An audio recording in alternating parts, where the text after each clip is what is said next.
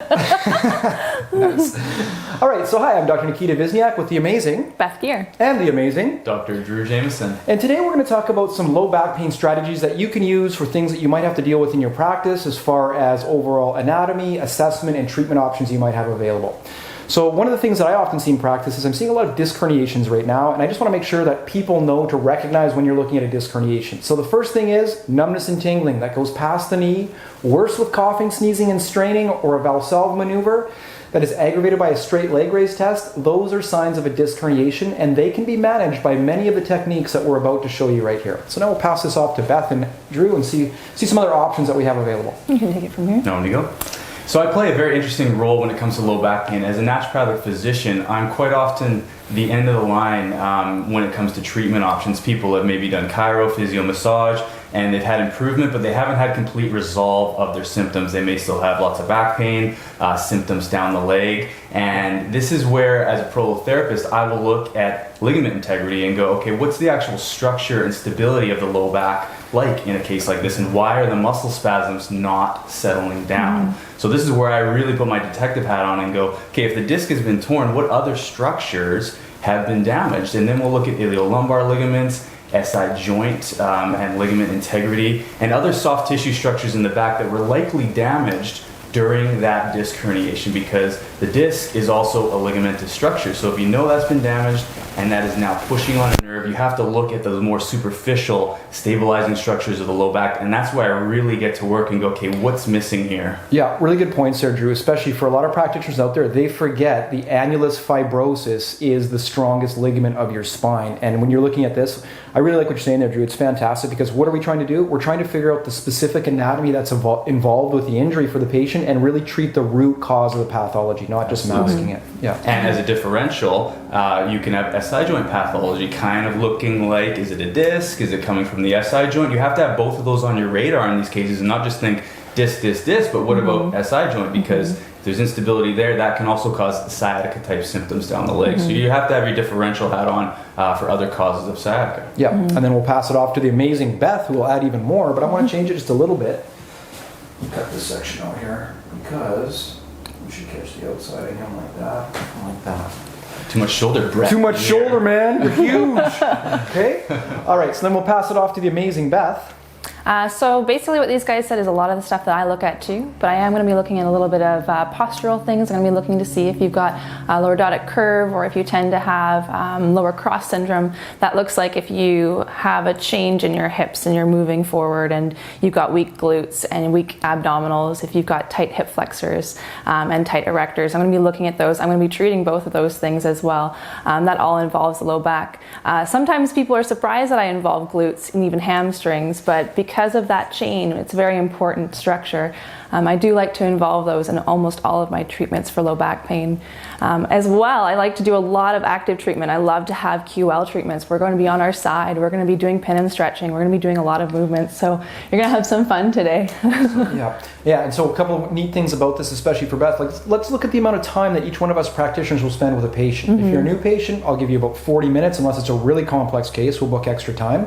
But if you go ahead and have a standard follow-up visit, it's generally 15 to 20 minutes. Dr. Jamieson, what are you doing for time? So I do a 60-minute initial, and then my follow-ups are around 30 to 40 minutes, depending how much time I need. I'll do a thorough history.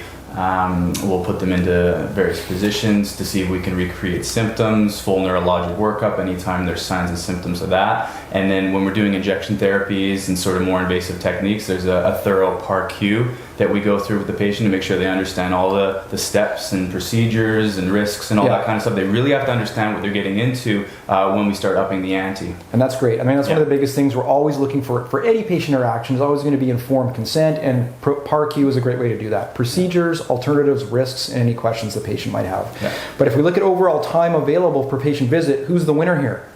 Okay, and so that gives her more time to actually see structurally what's going on with your body, and more time to actually facilitate potentially other healing processes and identification of specific pathologies. So fantastic. Anything else you guys want to add? I just wanted to reiterate what Beth was mentioning with respect to lordotic curves and lower cross syndrome. We have to re-educate people on how to move properly. Anytime someone's dealing with a chronic back problem, chances are day to day they're moving in a way that's not compatible with complete healing. Right. So we have to make sure that they have neutral spine. The two curves I like to reference are either Donald Duck butt, where the tailbone is flicked way back, hyperextension, or Pink Panther butt, where the tailbone is tucked under, and both are problematic. Okay, if you're in each position for a little bit of time, it's not too bad, but if people move and lift and walk and constantly are in those extreme opposite ends of neutral spine, then you'll never get them better if you don't re-educate that motor pattern. Right. Yeah, totally, right down to it. I mean, you're trying to explore a range. You definitely want to see those edges of movement, but you want to stay kind of in a more midline, especially because you do a lot of athletics and everything too. Totally. It's going to be especially when you're moving and lifting heavier weights or higher job volume demands on your low back. That's when you definitely want to have good stability in your spine. All right, so we're going to go ahead and pass this off to Beth now, who's going to demonstrate us a sample treatment, and hopefully you'll learn a lot from this, and away we go. Great. Cool. Let's do it. Okay. So I like to start with some compressions just along the body, along the areas that we'll be working. This lets your patient settle down, relax, get used to your touch. You get to feel how they're responding to your touch as well, if they're guarding anywhere. It's just a good introductory way of starting your treatment. So I'll go along the hamstrings. I'll check out the calves too, just doing some light compressions, seeing what's going on. I noticed that Drew's got a little bit of rotation on that one leg. I look at the feet a lot, actually. I'm going to point that out. And that just kind of gives you an idea of what's going on with hips, what's going on with the back. If you look at his leg here, or his foot, you've got a little bit more rotation where it should be sitting in, just like this one is. Just food for thought as you start treating. Maybe he's got something tight in the glutes, piriformis, something going on. All right, so what I'm going to do is I'm going to start with the back, so I'm just going to undrape the back here first.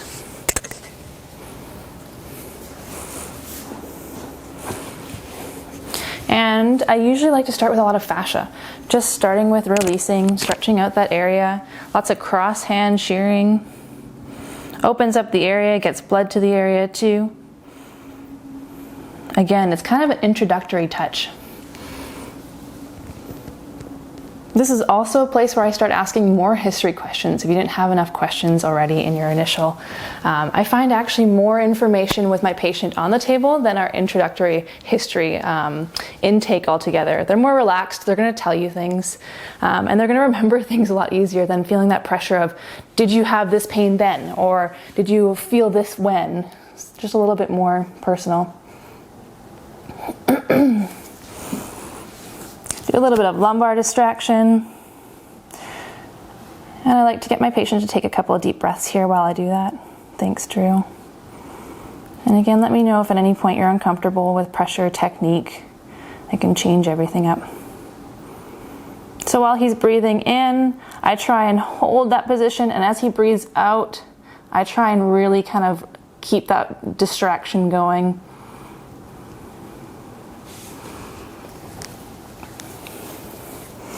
All right, so you just start with some gentle Swedish, getting in again, getting used to the area. This is where you're going to learn their threshold for pressure. So you're going to figure out if they're able to handle more things that are active, pin and stretches, if they're going to be comfortable with those kind of things. Sometimes with acute low back pain, you're not going to be doing a lot on the back. You're just going to try and relax them. You just need to get that nervous system down.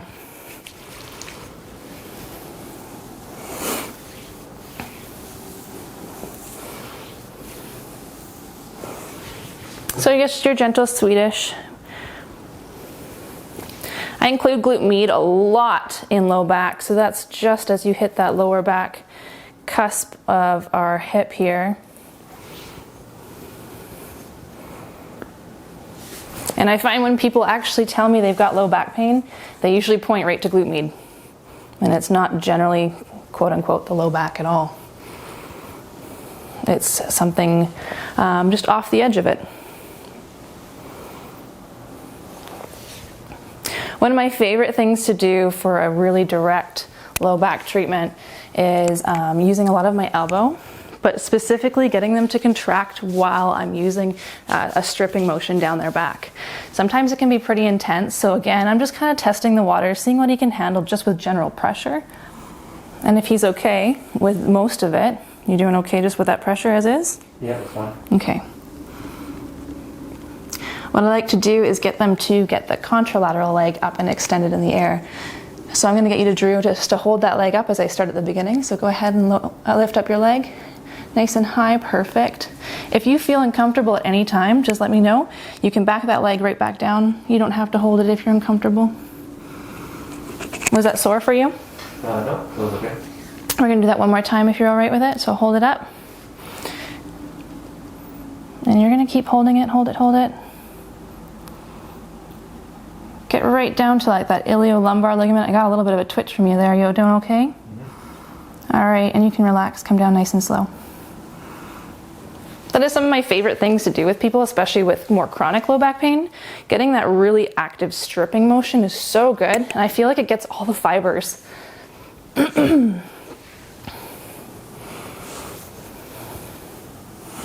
QL is something that I like treating too. I like QL mostly in sideline, but I can treat it this way as well. And it's typically just from a gripping and pulling position. I'm going to pull this way. So I'm hooking my fingers in and just pulling towards me. Now what I like to do is make sure that my shoulders are contracted. Try and pulling those shoulders back while you're doing it, because if you're pulling forward like this, you're not going to have as much force.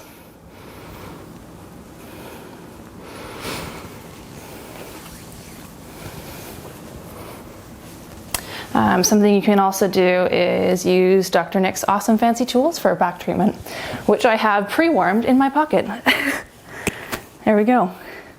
So we're going to get you to do the same thing as before, except you're going to be lifting your leg on the opposite side, but I'm going to be using Nick's tools this time. So go ahead when you're ready. If it's too much, just let me know. How are we doing? That's very good. Good, you can relax. So you can see already we've got a little bit of a red color change. Do you guys see that on the camera? Yeah. So that's great, we're getting blood flow going already. The key to healing is blood flow. We need that blood flow going. Well done, you can relax. So I'm going to move on into the glutes. I'm just going to cover you up. I would spend a lot more time in there, but I'm just going to kind of move forward. And my head's in the way.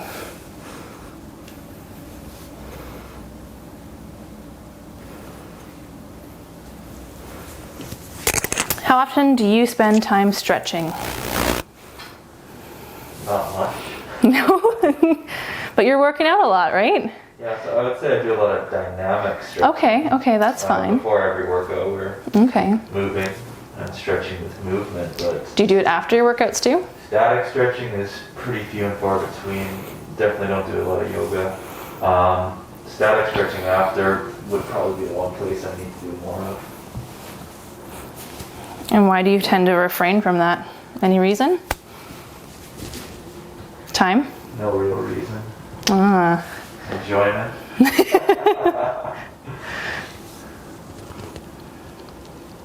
You know, there's also some theories that I've been kicking around over the years. You know, if you really want to be strong and stable, can you also be super flexible and stretchy? Like, it's kind of two opposite ends of the spectrum. That's a good question.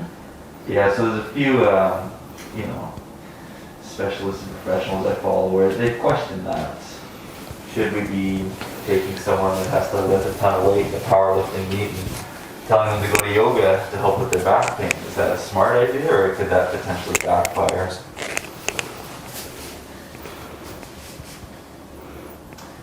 Yeah, well, you want strength and stability. So stability is key. As opposed to just having a limber. Yeah. Yeah. And I've always found that too much static stretching before activity, you know, it can definitely decrease force output and strength and power and all that. So I'm getting a lot of restriction going on here from you, Drew. You doing okay? Yeah. So remember that time I pointed out his ankle and how he's got a lot of rotation going on in there? This side is just jacked. Yeah. You favor your left butt cheek. So I'm half-assing it? You are.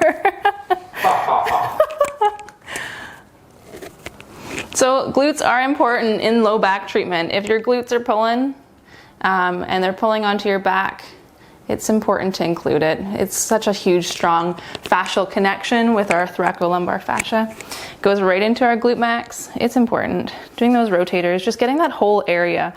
It's important to treat the whole body. Time permitting, of course.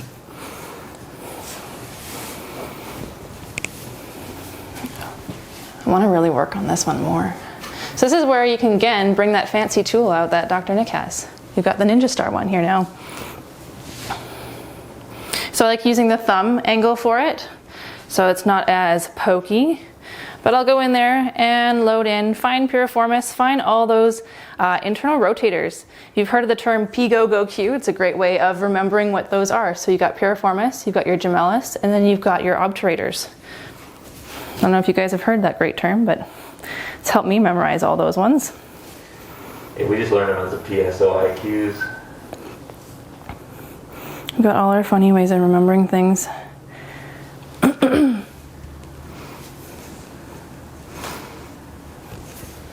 All right, so what I'm going to get you to do in a minute here is we're going to switch to sideline.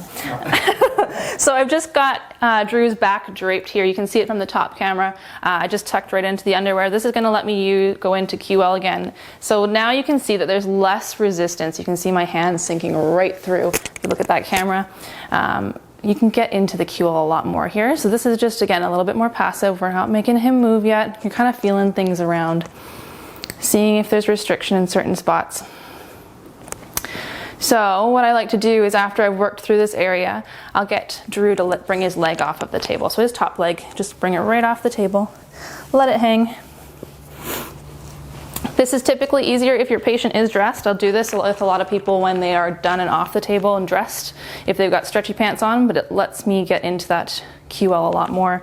So what I'm going to do is I'm going to load into QL here, make sure I'm not in the way of the camera. And then I'm going to be pulling the leg back, it's extended towards me more, and I'm going to be pushing it down so we're getting a stretch through QL. This is usually where I'm watching for patients' faces or body twitches, but he's not giving me anything. Good, okay. So it is restricted in that spot, it's feeling a little tight. Yeah, it's pretty good for sure. Are we getting referral with that at all? Yeah, it aches a little bit down to the iliac crest and towards the side. You okay with me holding it for a bit? In a good way. Okay. Yeah. Trigger points are great. They're good keys that you're finding the right spots. And I felt that release. So what a release would feel like in this position is his leg just dropped a whole bunch more. It was able to just relax and go deeper into that stretch. Something you can do as well is you can start making him do some work. So I'm going to get you to push your leg up against my hand here. Yep, good. Hold it for 7 seconds. 7, 6, 5, 4, 3, 2, 1. Good, relax. And get a deeper stretch. Good. And one more time, push up. 7, 6, 5, 4, 3, 2, 1. Good, relax. Good, exhale. Breathing is important in treatment, and I sometimes forget that, to tell my patients to breathe and relax with each pin and stretch, so that was good. You can use, of course, Dr. Nick's awesome tool for that. I'm just going to bring your leg up. You can work right into that area again. So again, using this one is what I like to do. Using that thumbprint, again, it just hooks into there, and it takes no pressure off of my fingers, right? It's nice and easy. What is that pressure like for you right now? Is it pretty easy? It's a decent amount. I don't feel like it's anything. Yeah. So that's great. But very specific. Good. So I like typically using my hands first so I can feel that area, and then I can go in with that tool now that I know what the structures are kind of feeling like underneath. All right. So with low back again, what I like to do is, if I may, take this arm. I'm going to stretch it right over top of your head. Get a good lat stretch in there. Lats are important. Don't forget our lats. So I'll do a little bit of Swedish through here, stretching that thoracolumbar fascia that's got that big, thick connection on our low back.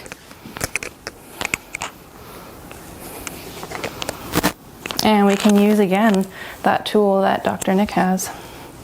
So you can go right through our lats and strip through that all the way down to our iliac crest. Always check in with your patient if you need to back off. Are you doing okay? Yeah, that's fine.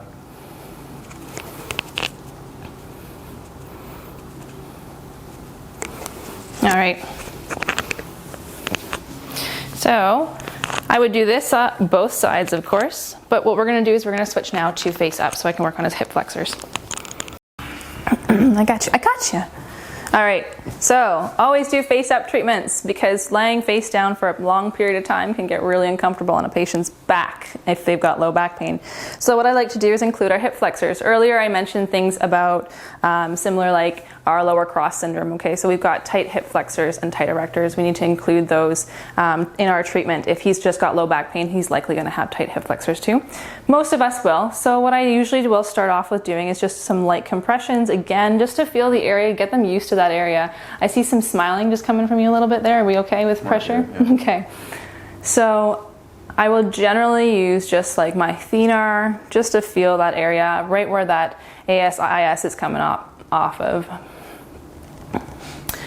I'll do a lot of just static compression here, a lot of just holding, releasing it, kind of like a GTO, okay? But what I like to do is I like to get that leg off the table. So I'm just gonna bring your leg right off and let it hang. And we're gonna get a good stretch going through here. So this is something that can be done at home as well. You can lay on the side of your couch, let the leg hang. What I like to do is grab some sort of rope or something and pull it around the ankle, and then you can pull the hip flexor down towards you even more. Good stretches. How are we doing? Good. Discomfort? No, not too bad. No, you're okay. So I will also just include a little bit of rotation when I do this. So all I'm doing is kind of rotating or moving his knee back and forth, which is affecting his whole hip. Again, it's moving the hip flexor, getting some more movement throughout that area. I like to check on quads, just do some compressions through there because our quads do have good relationship with our hip flexors as well. So I'm gonna lift that up. What I typically do when I work on our quads is I will actually hold on to the kneecap and then I'll go through compressions. And what I notice is with the kneecap is that it'll kind of jump or skip if there's a certain muscle that's tight. And by jumping or skipping, it feels like the kneecap actually is moving and jumping throughout that position. You're actually feeling really good. I don't feel any of that skipping through here, so it's really good.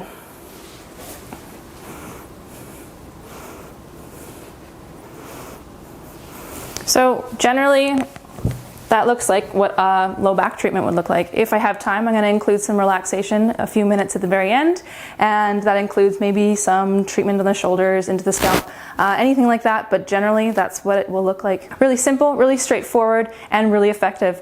Thank you so much for watching this video, and I hope to see you in our future videos.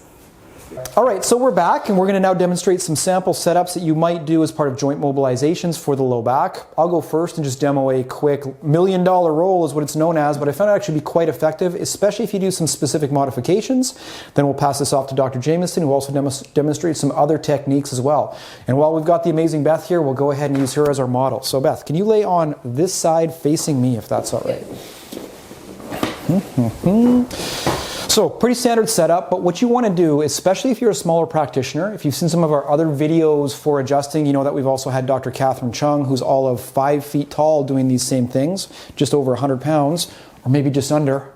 Okay, all right, we'll slide your hips forward just a little bit. And the goal here is, a lot of people look at these setups and they think that what they want to do is do this big twisting action and it looks the same. And in fact, especially if somebody has an acute disc or something like that, you do not want a twisting action. You want a mild distraction force, but really what you're doing is you're looking for ways to explore through this patient to find areas where it's less uncomfortable, that you can push them a little bit more and show more range of motion to the tissue, and kind of working your way towards those more uncomfortable regions. So for this basic setup, pretty standard.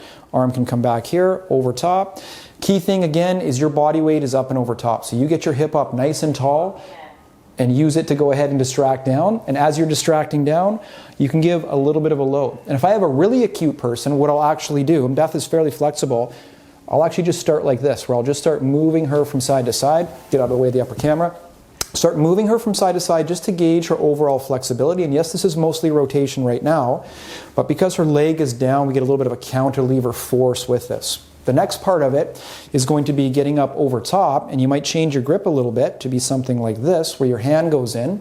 And now I can go ahead from here and I can actually distract her back. So if you look at what I'm doing, my forearms are pulling apart as I bring her down into this range right here. And you can do this with breathing if you want. So big breath in, all the way out, and we find a little bit of range there. Big breath in again, and all the way out. And each time I'm pushing a little bit further, and when it really comes time to do it, to bring the thunder, we'll be light, but big breath in, all the way out, stretching, stretching, stretching, and then fast movement at the very end. And all you need is that quick stretch, depending on your scope of practice, to actually load the tissue a little bit more for a microsecond and see what kind of response you get with that for a lot of patients. Now we'll go ahead and pass this off to Dr. Jamieson, who might add a couple of different techniques that he likes to use. Great, thanks. One of my favorite adjustments, by the way. Yeah. I always loved the $1 Million Roll. Gets all 5 segments on me on both sides usually, so really good for back pain relief for me over the years. Yeah. What happens if you have a case where you can't go right to the eye of the storm? Say the back it's just a hot low back and you don't want to be twisting and torquing those segments. I was taught by one of my mentors, Dr. Bob, to go above and below, because if you untwist the spine in the T-spine and the TL junction, if the pelvis is rotated, correct that. Now you're kind of going above and below where the issue is, or the disc herniation is, for example, and you're not going to potentially cause more problems. Totally. But you're going to slowly realign that spine and have it heal and get into a better position. Well, the other thing too is you work on areas of compensation as well, right? So that's the other thing for a lot of patients. It can be scary to actually go and twist their low back around and move them around like that. So excellent point. So if you want to you'll start with the T-spine, maybe work down to the TL, and then I'm going to check the pelvis here. So in order to do that, we just have her bring a knee up like that and tell her to give a big hug. And I like to tighten it right up, so grab your scapulas there. And this is a nice position to just gently roll them. I'm on one knee. I can use my arm to just bring her pelvis towards me a little bit. And from here, I can just start to get an idea of what's happening in the T-spine as I move into the TL region there. So again, maybe the problem's right where my hand is. We don't want to go right to that. We'll just start by untwisting above. And once you find a restriction, and I'm just using a bucket handle technique here while I palpate. Yeah, so really good point here. What you're seeing Dr. Jamieson do is he is assessing in the same way he's actually going to treat. So there's no extra movements for the patient or anything like this. And these small micro movements actually give you a lot of tactile information. A lot of information. Yeah. And yeah, if someone's in pain, they don't want to be up, down, all around, supine, prone, back and forth. It's just too much. Yeah. So once I find a segment, I'll keep a bookmark, I call it, with one finger. I'll take my fist position. I'm going to do an SI tissue pull down to it, lock that in, and then I'm going to tuck her elbows pretty much into my xiphoid, just below that, right into my abdomen, and I'll have her take a deep breath in and all the way out, and I'll sort of tuck and roll. It's like, and right through with a little thrust at the end. Yep. And an analogy I like to use is like water coming up to the edge of a waterfall. So you roll, roll, roll. As soon as you get to lockout, you thrust. There's no pullback. There's no hopping. None of that. It's just very roll, roll, drop. And it's how you generate good force. So if it's within your scope to do grade 5 mobilizations, that's actually how you would do it, fall off that waterfall. But if you're doing grade 4 mobilizations, you can still go to end range and just give... take it to here. Yep. And then that's a grade 4. I got a decent amount of my weight on her. The tissue's locked. And you can even do small oscillations here. It's not a fast thrust, but it's just a little push back and forth like that. And those oscillations can also have similar effects. Okay? So, and I would do maybe 2-3 spots, working down the T-spine, unlock that TL junction. Once that's done, we'll then have her straighten her legs out. And this is where we maybe just get an idea of where the tension in the hips are. I'll just kind of check internal rotation, see what side's a little more restricted, so right away that right side's not going in as far as the left. We'll check leg length, either push the heels together and look with one eye, or we're just going to approximate the medial malleolus, and she is functionally short on that side, I'm saying at this point, unless I know there's a structural bone length discrepancy in her. Yep. You can always double check at the popliteal crease, or just check these ASIS, and again, she's high on that side, sort of signifying potentially a PSIS sitting inferior on that side. So again, could flip her over and double check that again. If she's in a lot of pain, maybe we kind of just leave it there, right? Yep. And so instead of a low back adjustment, I would then have her turn towards the camera. I'm not sure how this is going to look. No, it's fine. Straighten the bottom leg. And then you tuck the toe behind the knee and have her come towards the edge. Hand gently on elbow. We're just going to distract up and away. This is different from a lumbar because I do not want to torque her and twist her excessively. And make sure that everybody got that, okay? So Drew, even take a knee right now for a sec, Drew, just so people can see it on the camera. So if it was going to be lumbar versus SI, show us really quick. So SI, I'm just going to go gently up and away there, versus lumbar would be like that. See how she's counter-rotated significantly? Yeah. Too much torque in the spine. I want to support her and know that she's not going anywhere and she wants to feel that, but I am not overdoing it. That's for a lumbar. So I keep it gently up and away, sort of along the line of the humerus. I then drop a finger on the iliac crest. My fingertips land nicely on her PSIS. And I want to find the most inferior portion of that bony landmark, and that's what I'm sliding up to with my hypothenar. And I'm going to gently load in. and then just sort of find that spot where the end range is, and then I can back her off a little bit, have her breathe, and she slowly just lets it out. We go to there, and then we thrust through. Okay. That's pretty much it. Yep. All right. She sort of extends back out. You can always check your work. Yeah, and it's huge. It's huge. To make sure you reassess pre and post treatment, you should be doing some basic range of motion, pain scales, but looking at overall assessment, passive leg length, whatever else it is, looking for some kind of functional, practical change the patient has gotten out of that. Yep. All right. Okay, anything else you guys want to add? That's the main approach I would use. Okay. So this method of needling, or this approach to needling, is the balanced style of acupuncture actually, and it's a wonderful way, like I was saying, to be able to give an effective treatment for pain without needling in a very hypersensitive area. So the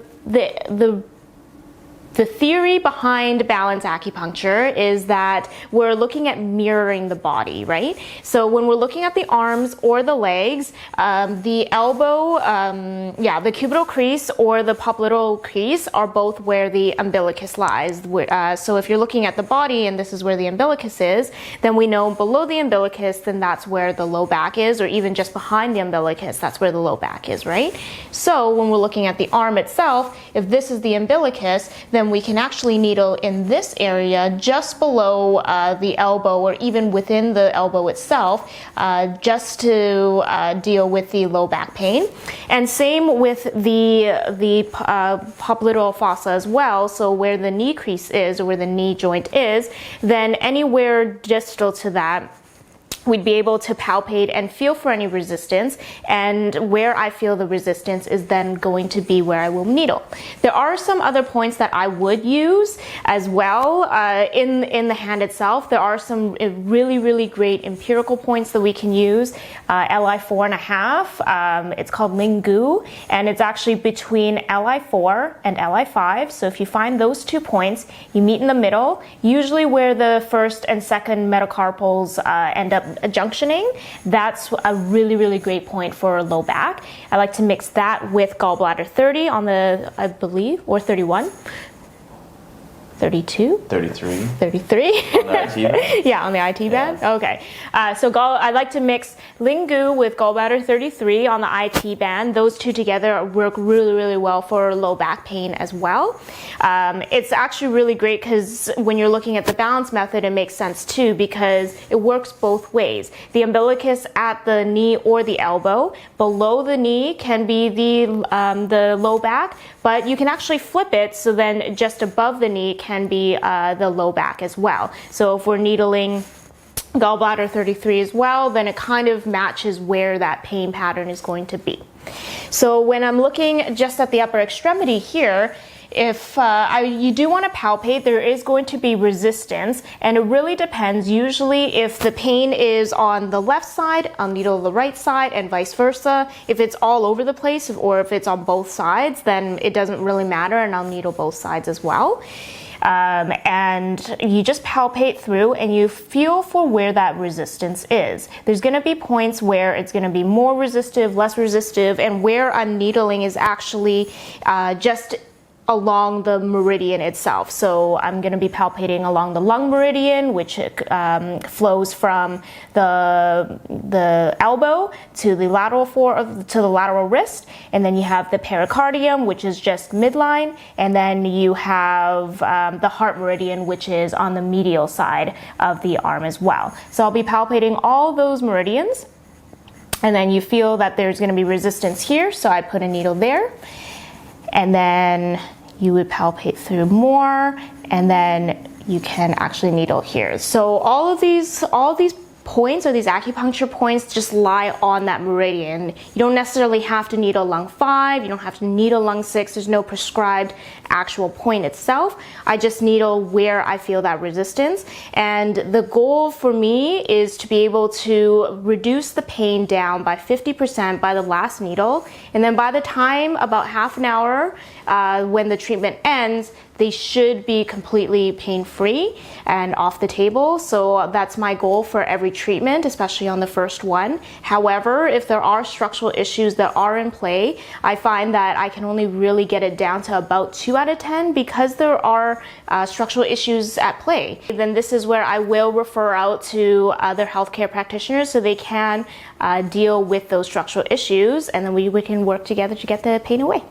So if we're looking at needling, I'll needle Lingu first actually. So what we'll do is we'll look at where LI4 is, which is right here, highest point of the junction between that crease when your thumb and your index finger are together. And then you got LI5, which is in the snuff box. Halfway is going to be LI4.5 or Lingu. It's actually a really great point, but I find all of these points when my patients have low back pain, it's actually quite a sensitive area. So I tend to use thinner and more coated needles for that one, so just so that it's a little bit more comfortable for them. Other than that, I'm a little more intense with all my other needling. So then when we're feeling through, I feel a resistance here, and that's along that lung meridian, which makes sense. And then as I'm feeling through in the pericardium, not that much resistance, so the likelihood that I'll be needling in this area is low.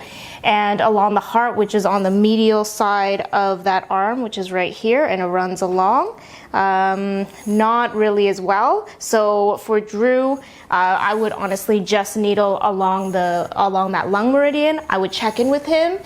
Each time I put in a needle, ask him, hey Drew, how's that pain going out of 10? 10 being the most pain you've experienced with this low back, and 0 being none.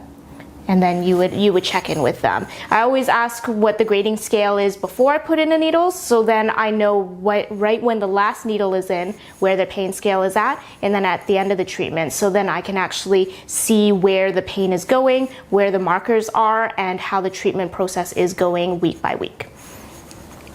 And then in the lower extremity, same thing, you're feeling through. I find that the spleen meridian is actually a really great channel, and also the liver meridian is a really great channel to needle for low back pain. I find with low back pain, there is a lot of inflammation, and sometimes there's a lot of water retention or edema in the low back as well. So with that water retention or that dampness that tends to accumulate, spleen 9 inherently is a really great point to get rid of a lot of phlegm, a lot of dampness. It also just happens to be a really great meridian to balance out that low back. So you get like a 2-for-1 on that one, which is great.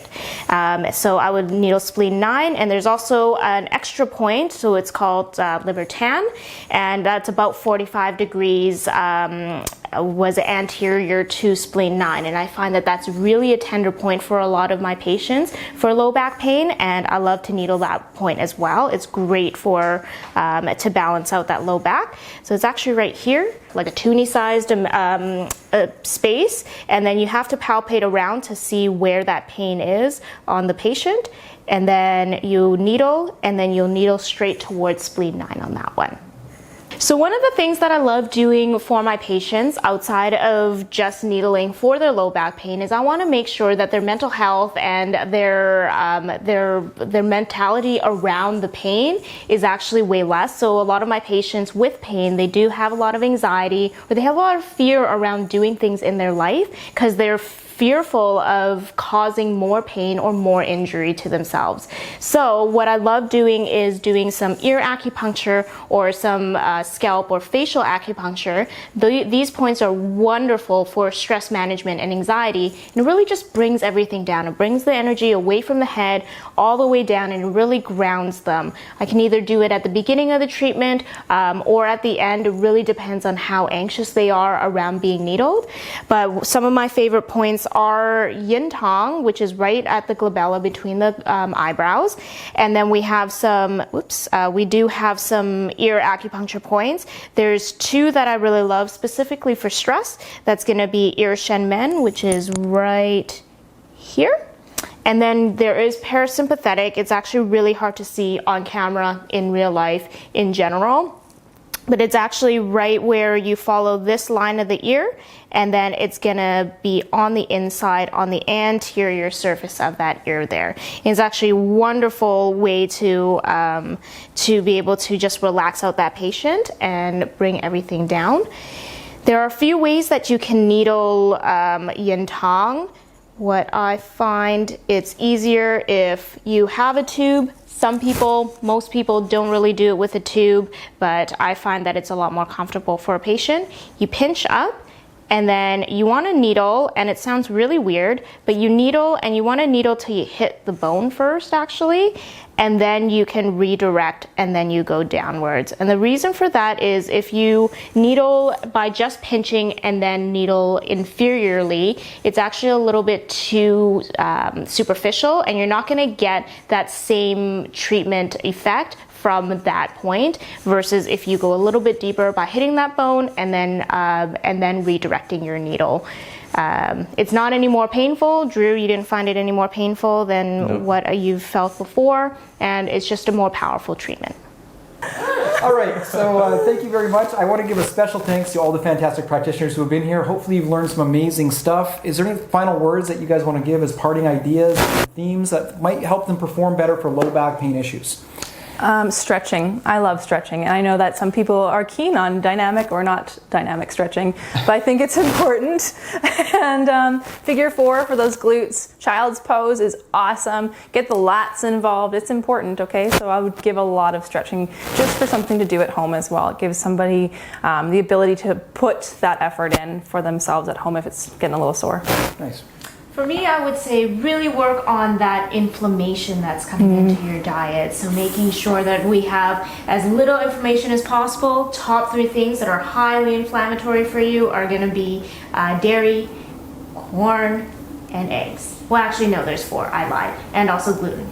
Quite inflammatory as well. Absolutely. Diet is fundamental in all this stuff, for sure. Dr. Jamieson, anything else you want to add? Yeah, I would say you must do some form of strength training. You have to get your back strong and resilient. So things like deadlifts, trap bar deadlifts, squats, lunges. They should be a staple of anyone's program, regardless of their chosen sport or activity. And it's counterintuitive. People think, well, I hurt my back, I can't deadlift. You actually want to start doing that as soon as you can to strengthen that tissue up. So fantastic. So we've got 4 fantastic practitioners who have given us some great ideas and thoughts. Hopefully you found this useful, and thank you very much for your time.